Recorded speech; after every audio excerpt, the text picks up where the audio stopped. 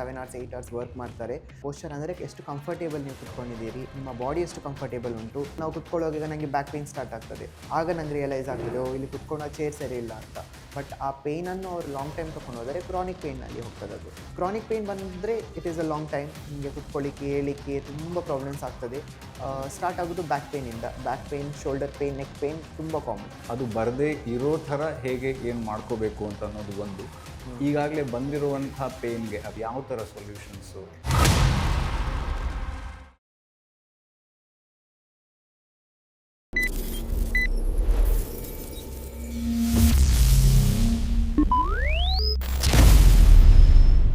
ನಮಸ್ಕಾರ, ಬಡಕಿಲಾ ಪ್ರದೀಪ್ ಯೂಟ್ಯೂಬ್ ಚಾನಲ್ನ ಎಲ್ಲ ವೀಕ್ಷಕರಿಗೂ ಕೂಡ ಬಿಯಾಂಡ್ ಫಿಟ್ನೆಸ್ಗೆ ಸ್ವಾಗತ. ನಮ್ಮ ಜೊತೆ ಪ್ರಜ್ವಲ್ ND ಇದ್ದಾರೆ. Is N up and coming physiotherapist, ಹಾಗೆಯೇ ಆಂಟ್ರಪ್ರನರ್ ಕೂಡ. ಫಿಟ್ನೆಸ್ಸನ್ನು ಬಿಟ್ಟು ನಮ್ಮ ದೇಹವನ್ನು ಹೇಗೆ ಆರೋಗ್ಯವಾಗಿ ಇಟ್ಕೊಳ್ಳೋದು ಅನ್ನೋದು ತುಂಬ ಮುಖ್ಯವಾಗುತ್ತೆ. ನಾವೆಲ್ಲರೂ ಕೂಡ ಜಿಮ್ ಇರ್ಬೋದು, ಎಕ್ಸಸೈಸ್ ಇರ್ಬೋದು, ಅದ್ರ ಹಿಂದೆಯೇ ಯಾವತ್ತೂ ಓಡ್ತಾ ಇರ್ತೀವಿ. ಆದರೆ ಅದಕ್ಕಿಂತ ಮುಖ್ಯವಾಗಿ ದೇಹವನ್ನು ಹೇಗೆ ಚೆನ್ನಾಗಿ ಇಟ್ಕೊಳ್ಳೋದು ಅನ್ನೋದಕ್ಕೆ ಬಂದಾಗ ಫಿಸಿಯೋಥೆರಪಿ ತುಂಬಾ ಸಪೋರ್ಟ್ ಮಾಡುತ್ತೆ. ಫಿಸಿಯೋಥೆರಪಿ ಹಾಗಿದ್ರೆ ಬರೀ ಅನಾರೋಗ್ಯ ಇದ್ದವ್ರಿಗೆ ಮಾತ್ರನಾ, ಅಥವಾ ಆರೋಗ್ಯವನ್ನು ಸರಿಯಾಗಿ ಇಟ್ಕೊಳ್ಳೋದಕ್ಕೆ ಫಿಸಿಯೋಥೆರಪಿ ಎಷ್ಟು ಮುಖ್ಯ ಅನ್ನೋದನ್ನೆಲ್ಲ ಇಲ್ಲಿ ಮಾತಾಡೋದಕ್ಕೆ ನಾವು ಪ್ರಯತ್ನ ಪಡ್ತೀವಿ. So let's welcome Prajwal ND to the show. ನಮಸ್ಕಾರ. ನಮಸ್ತೆ sir. Thank you so much for joining. Thank you so much for inviting. ನೋಡೋದಕ್ಕೆ ತುಂಬ ಯಂಗ್, ಬಟ್ ತುಂಬ ಈ ವಿಚಾರದ ಬಗ್ಗೆ ತಿಳ್ಕೊಂಡಿರುವಂಥ ಒಬ್ಬ ಆಂಟ್ರಪ್ರನರು ಕೂಡ. ಸ್ವಂತದ್ದೇ ಆದಂಥ ಒಂದು ಫಿಟ್ನೆಸ್ ಆ್ಯಂಡ್ ರಿಹ್ಯಾಬಿಲಿಟೇಷನ್ ಸೆಂಟರನ್ನು ಇತ್ತೀಚೆಗಷ್ಟೇ ಶುರು ಮಾಡಿದ್ದಾರೆ, ಪುನರ್ವ ಅಂತ ಮಂಗಳೂರಿನಲ್ಲಿ. ಸೊ ಆ ಸೆಂಟರಲ್ಲೇ ಕೂತ್ಕೊಂಡು ಇವತ್ತು ನಾವು ಮಾತಾಡ್ತಾ ಇದ್ದೀವಿ. So let's get into the conversation. So ಇವತ್ತು ಮೊದಲಿಗೆ ನಮ್ಮ ಮೊದಲ ಸಂಚಿಕೆಯಲ್ಲಿ ನಾವು ಮಾತಾಡಬೇಕಾಗಿರುವಂಥದ್ದು, ಪೋಸ್ಚರ್, ನಾವು ಹೇಗೆ ಕೂತ್ಕೊಳ್ತೀವಿ ಅನ್ನೋದು ನಮ್ಮೆಲ್ರಿಗೂ ಕೂಡ ತುಂಬ ಮುಖ್ಯ. ಅದರಿಂದನೇ ಆರೋಗ್ಯದ ಗುಟ್ಟು. ಇವತ್ತೆಲ್ಲರೂ ಕೂಡ ನಾವು ಕೂತ್ಕೊಂಡು ಕೆಲಸ ಮಾಡೋವಂಥದ್ದು ಜಾಸ್ತಿ ಇರುತ್ತೆ. ಸೊ ಸರಿಯಾಗಿ ಕೂತ್ಕೊಳ್ಳದೆ ಇದ್ದರೆ ಅಲ್ಲಿಂದ ನಮಗೆ ಸೊಂಟ, ಬೆನ್ನು, ಕುತ್ತಿಗೆ ಎಲ್ಲದರ ನೋವು ಕೂಡ ಶುರುವಾಗುತ್ತೆ. ಸೊ ಲೆಟ್ಸ್ ಸ್ಟಾರ್ಟ್ ಕಾನ್ವರ್ಸಿಂಗ್ ಆ ಟಾಪಿಕ್ನ ಮೂಲಕ. ಸೊ ಪೋಸ್ಚರ್ ಅನ್ನೋದು ತುಂಬ ಮುಖ್ಯ ಅಂತಲೇ ಈಗ ಮಾತನ್ನು ಶುರು ಮಾಡಿದ್ವಿ. ಸೊ ಅದ್ರ ಬಗ್ಗೆ ಹೇಳೋದಾದರೆ ಹೇಗೆ? ಪೋಸ್ಚರ್ ಅಂದರೆ ಯೂಶ್ವಲಿ ಒಂದು ಕಾನ್ಸೆಪ್ಟ್ ಉಂಟು, ಒಂದು ಸ್ಟ್ರೈಟ್ ಕುತ್ಕೊಳ್ಬೇಕು ಅಂತ. ಯಾರು ನೋಡ್ಕೊಂಡಿದ್ರೆ ಆ ಕಾನ್ಷಿಯಸಲ್ಲಿ ಕುತ್ಕೊಳ್ಬೇಕು ಅಂತ. ಸೊ ಆ ಒಂದು ಪರ್ಟಿಕ್ಯುಲರ್ ಪೇಜಲ್ಲಿ ಕುತ್ಕೊಳ್ಳುವಾಗ ತುಂಬ ಅಂದರೆ ಒಂದು 8 hours 7 hours 8 hours ವರ್ಕ್ ಮಾಡ್ತಾರೆ. ಸೊ ಆ ವರ್ಕ್ ಮಾಡುವಾಗ ಆ ಒಂದು ಪರ್ಟಿಕ್ಯುಲರ್ ಸ್ಟೇಟಲ್ಲಿ ಕುತ್ಕೊಳ್ಳುವಾಗ there is no particular bodily correction happening. ಅದರಲ್ಲಿ ಸರ್ಕ್ಯುಲೇಷನ್ ಆಗೋದಿಲ್ಲ. ಆ್ಯಂಡ್ ಬಿಯಾಂಡ್ ದ್ಯಾಟ್ ನಮ್ಮದು ಮಸಲ್ ಸ್ಟ್ರೈನ್ ಆಗ್ಬೋದು, or there are many other complications coming. So posture ಅಂದರೆ ಸ್ಟ್ರೈಟ್ ಕುತ್ಕೊಂಡು ಫುಲ್ ಟೈಮ್ ವರ್ಕ್ ಮಾಡೋದಲ್ಲ. ಪೋಸ್ಚರ್ ಅಂದರೆ ಎಷ್ಟು ಕಂಫರ್ಟೇಬಲ್ ನೀವು ಕುತ್ಕೊಂಡಿದ್ದೀರಿ, ನಿಮ್ಮ ಬಾಡಿ ಎಷ್ಟು ಕಂಫರ್ಟೇಬಲ್ ಉಂಟು, is all the circulatory work happening ಇಲ್ಲವಾ, ಹೌದಾ? So it doesn't depends on how you sit, it how comfortably you sit ಅಂತ. ಓಕೆ. ಸೊ ಮೇಯ್ನಾಗಿ ಈ ಪೋಸ್ಚರ್ ಇಶ್ಯೂಸ್ ಎಲ್ಲಿ ಬರುತ್ತೆ, ಯಾರಿಗೆ ಬರುತ್ತೆ? ಸ್ಪೆಷಲಿ ಲಾಂಗ್ ಟೈಮ್ ಸೆಟರ್ಸ್, ಈ IT ಕಂಪನಿಯಲ್ಲಿ ಕುತ್ಕೊಳ್ಳೋದು, ಅಥವಾ ಬಸ್ ಯೂಸ್ ಮಾಡೋದು, ಬಸ್ ಇದರಲ್ಲಿ ಕುತ್ಕೊಳ್ಳೋದು, ಸ್ಟೇರಿಂಗಲ್ಲಿ ಕುತ್ಕೊಳ್ಳೋದು, ಆ್ಯಂಡ್ ಎಲ್ಲಿ ಯಾವ ಪರ್ಟಿಕ್ಯುಲರ್ ಪ್ಲೇಸಲ್ಲಿ. ಹೌದು. ಸೊ ತುಂಬ ಲಾಂಗ್ ಟೈಮಲ್ಲಿ ಕುತ್ಕೊಳ್ತಾರೆ. ಅವರಿಗೆಲ್ಲ ಜಾಸ್ತಿ ಪೋಸ್ಚರಲ್ ಥಿಂಗ್ಸಲ್ಲಿ ಇಟ್ಕೊಳ್ಳೋದು. ಸೊ ಅದರಲ್ಲಿ ಅರ್ಗೊನಾಮಿಕ್ಸನ್ನು ಇಂಟ್ರೊಡ್ಯೂಸ್ ಮಾಡ್ತಾರೆ. ನೀವು ವರ್ಕ್ ಪ್ಲೇಸಲ್ಲಿ ಎಷ್ಟು ಲೈಕ್ ಕಾಂಪ್ಲಿಕೇಟೆಡ್ ಆಗಿ ಕುತ್ಕೊಳ್ತಾರೆ, ಅದನ್ನು ಹೇಗೆ ಎಲಿಮಿನೇಟ್ ಮಾಡ್ಬೋದು. ಚೇರ್ ಆಗಿರ್ಬೋದಾ, ಬೆಡ್ ಆಗಿರ್ಬೋದಾ, ನೀವು ಕುತ್ಕೊಳ್ಳುವ ಸೀಟ್ ಆಗಿರ್ಬೋದಾ, ಆಲ್ ದೋಸ್ ಥಿಂಗ್ಸ್ ಎಲಿಮಿನೇಟ್ ಮಾಡಲಿಕ್ಕೋಸ್ಕರ ಅರ್ಗೊನಾಮಿಕ್ಸನ್ನು ಇಂಟ್ರೊಡ್ಯೂಸ್ ಮಾಡ್ತಾರೆ. ಬಟ್ ಅದೇ ಪೋಸ್ಚರ್ ಯೂಶ್ವಲಿ ಆ ಮೈಂಡ್ ಸೆಟ್ಟಲ್ಲಿ ಬರೋದಿಲ್ಲ. ಜಸ್ಟ್ ಒಂದು ಚೇರ್ ಸಿಕ್ಕಿದರೆ ಸಾಕು, ಎಲ್ಲಿ ಬೇಕಾದರೆ ಕುತ್ಕೊಳ್ಬೋದು ಅಂತ. ಸೊ ಆ ಚೇರ್ ಹೇಗೆ ಉಂಟು, ಆ ಲಾಂಗ್ ಟೈಮಲ್ಲಿ ಕುತ್ಕೊಳ್ಳುವ ಅಂಥ ಚೇರ್ ಅದು ಜಸ್ಟ್ ಆ ಡೈನಿಂಗ್ ಚೇರ್. ಈಗ ನಾವು ಕುತ್ಕೊಳ್ಳುವ dining chair we can sit for max 1 hour 2 hour ಕುತ್ಕೊಳ್ಬೋದು. ಅದಕ್ಕಿಂತ ಜಾಸ್ತಿ ಕುತ್ಕೊಳ್ಳಿಕ್ಕೆ ಆ ಬಿಲ್ಡ್ ಆಗಿಲ್ಲ. ಅದು it's just a fancy tool which is there to sit ಅಂತ ಅಷ್ಟೇ. ಬಟ್ ಈಗ ಲೆಟ್ಸ್ ಗೆಟ್ ಇನ್ ಟು ಅದರ ಆ್ಯಕ್ಚುಯಲ್ ಇಫೆಕ್ಟ್ಸ್. ಸರಿಯಾದ ಪೋಸ್ಚರ್ಸ್ ಇಲ್ಲದೇ ಇದ್ದರೆ ಅದರ ಇಫೆಕ್ಟ್ಸ್ ಬಗ್ಗೆ ಹೇಳ್ಬೋದು, ಏನೆಲ್ಲ ಪ್ರಾಬ್ಲಮ್ಸ್ ಶುರುವಾಗುತ್ತೆ ಅಂತ. So first thing pain. ನಾವು ಏನಿದು ಮಾಡಿದ್ರೆ ನಮಗೆ ಫಸ್ಟ್ ರಿಯಲೈಸ್ ಆಗೋದು ಪೇಯ್ನ್. ಯಾಕಂದರೆ ಎಲ್ಲಿಯಾದರೂ ಬಾಡಿಲಿ ಮೂಮೆಂಟ್, ಮಸ್ಕ್ಯುಲೋಸ್ಕೆಲಿಟಲ್ ಇನ್ವಾಲ್ವ್ ಆಗಿದ ತಕ್ಷಣ ಫಸ್ಟ್ ನಮಗೆ ಇಂಟ್ರೊಡ್ಯೂಸ್ ಆಗೋದು ಪೇಯ್ನ್.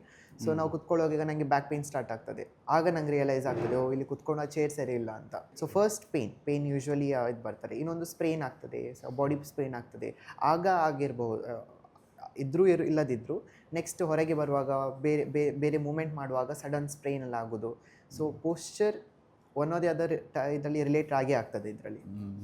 ಸೊ ಪೇನ್ ಒಂದು ಯೂಶುವಲ್ ಕಾಮನ್ ಅಂದರೆ ಪೇನ್ ಅಂದರೆ ಯಾವ್ಯಾವ ಪಾರ್ಟಿಗೆ ಜಾಸ್ತಿ ಆಗುವಂಥದ್ದು ಮತ್ತು ಎಷ್ಟು ಸಮಯ ಬೇಕಾಗುತ್ತೆ? ಅಂದರೆ ಫಸ್ಟ್ ಟೈಮ್ ಕೂತ್ಕೊಂಡಾಗಲೇ ಅಂದರೆ ಗಂಟೆಗಟ್ಟಲೆ ಕೂತ್ಕೊಂಡಾಗಲೇ ಆರಂಭ ಆಗುತ್ತಾ ಅಥವಾ ಎಷ್ಟು ಸಮಯ ಬೇಕಾಗುತ್ತೆ ಆ್ಯಕ್ಚುಲ್ ಪೇನ್ ಸ್ಟಾರ್ಟ್ ಆಗೋದಕ್ಕೆ? ಮತ್ತು ಅದು ಅಂದರೆ ಶಾರ್ಟ್ ಟರ್ಮ್ದು ಇರುತ್ತಾ ಲಾಂಗ್ ಟರ್ಮ್ದು ಇರುತ್ತಾ, ಹೇಗೆ? ಸೊ ಒಂದು ಎನ್ವೈರ್ಮೆಂಟಿಂದ ಇನ್ನೊಂದು ಸಡನ್ ಶಿಫ್ಟ್ ಆಗುವಾಗ, ಈಗ ನ್ಯೂ ಜಾಯ್ನ್ ಎಂಪ್ಲಾಯೀಸ್ ಒಂದು IT ಇದರಲ್ಲಿ ಬಂದು ಕೂತ್ಕೊಳ್ತಾರೆ. If the chair is not modified, ಅವ್ರು ಬಂದು ಕೂತ್ಕೊಂಡಿದ್ದ ತಕ್ಷಣ ನೆಕ್ಸ್ಟ್ ಡೇ ಅಥವಾ ಆ ಡೇ ಸ್ಟಾರ್ಟ್ ಆಗೋದು ಅಕ್ಯೂಟ್ ಪೇನ್. ಸೊ ಆ ಅಕ್ಯೂಟ್ ಪೇಯ್ನಲ್ಲಿ ಜಾಸ್ತಿ ನಿಮಗೆ ಗೊತ್ತಾಗೋದಿಲ್ಲ. It's just usually people negligible ಮಾಡ್ತಾರೆ ಅದನ್ನು, ಬಿಕಾಸ್ ಹೊಸ ಎನ್ವೈರ್ಮೆಂಟ್, ನ್ಯೂ ಅಡಾಪ್ಟೇಷನ್, ಪೇನ್ ಎಲ್ಲ ಇರ್ತದೆ. ಸೊ ಆ ಪೇಯ್ನ್ ಸಬ್ಸೈಡ್ ಆದರೂ ಪರವಾಗಿಲ್ಲ, ಬಟ್ ಆ ಪೇಯ್ನನ್ನು ಅವ್ರು ಲಾಂಗ್ ಟೈಮ್ ತೊಗೊಂಡು ಹೋದರೆ ಕ್ರಾನಿಕ್ ಪೇಯ್ನಲ್ಲಿ ಹೋಗ್ತದೆ ಅದು. ಸೊ ಆ ಡೆವಲಪ್ಮೆಂಟ್ ಇರೋದಿಲ್ಲ ಆಗ.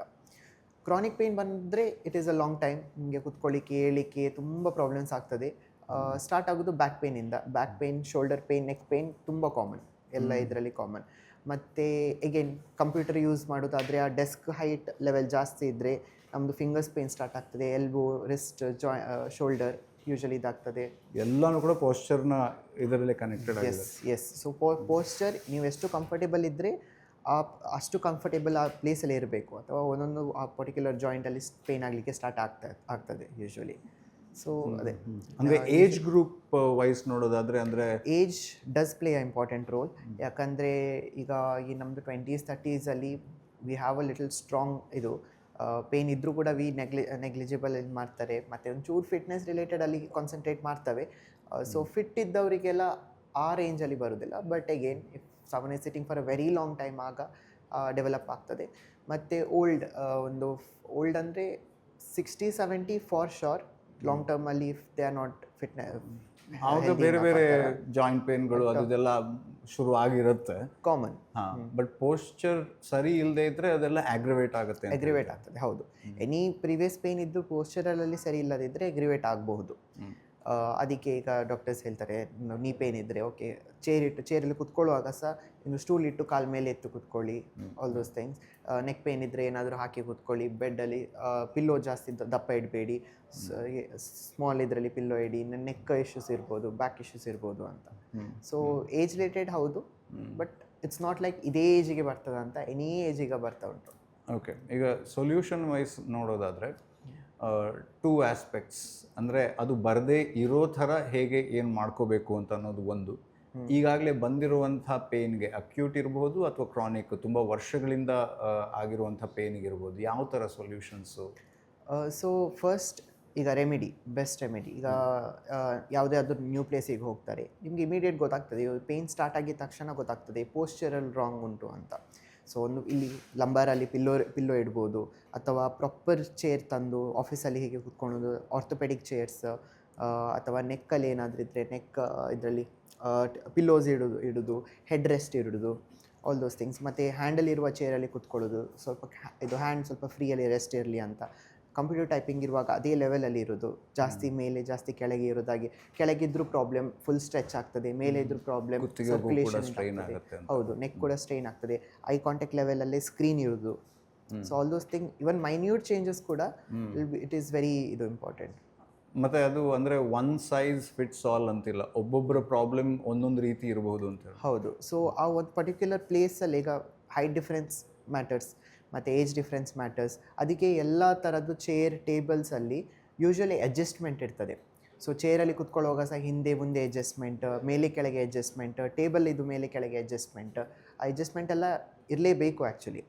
ಸೊ ಎನಿ ಏಜ್ ಗ್ರೂಪ್, ಯಾವ ಟೈಪ್ ಇದು ಪೀಪಲ್ ಕೂಡ ಬಂದು ಕುತ್ಕೊಂಡು ಅಡ್ಜಸ್ಟ್ ಮಾಡಿ ಅವರ ಲೆವೆಲ್ ಹೇಗುಂಟು, ಪೋಸ್ಚರ್ ಹೇಗುಂಟು, ಅವರದ್ದು ಹೈಟ್ ಹೇಗುಂಟು, ಅದರದ್ದೆಲ್ಲ ಅಡ್ಜಸ್ಟ್ ಮಾಡಿ ಕುತ್ಕೊಂಡು ವರ್ಕ್ ಮಾಡುವಂಥ ಥಿಂಗ್ಸ್ ತಂದರೆ ಇನ್ನು ಒಳ್ಳೆಯದು. ಮತ್ತು ಇಲ್ಲಿ ಅಂದರೆ ಈ ಪೋಸ್ಚರನ್ನು ಇದು ಮಾಡಿನೇ ಅಂದರೆ ಕ್ರಾನಿಕ್ ಪೇನನ್ನು ನಾವು ಇದು ಮಾಡ್ಬೋದಾ, ಅಂದರೆ ಸಾಲ್ವ್ ಮಾಡ್ಬೋದಾ? ಅಥವಾ ಕೆಲವರೆಲ್ಲ ಏನು ಮಾಡ್ತಾರೆ, ನೋವು ಬಂತು ಅಂದ ತಕ್ಷಣ ಮಾತ್ರೆಗಳನ್ನು ತಿನ್ನುವಂಥದ್ದು. So what do you suggest? So again physiotherapy ಹೇಳುವಾಗ ಟ್ಯಾಬ್ಲೆಟ್ಸ್ ಇಸ್ ಅ ಥಿಂಗ್ ಸ್ವಲ್ಪ ಅವಾಯ್ಡ್ ಮಾಡ್ತೇವೆ ನಾವು, because tablets is not the permanent solution.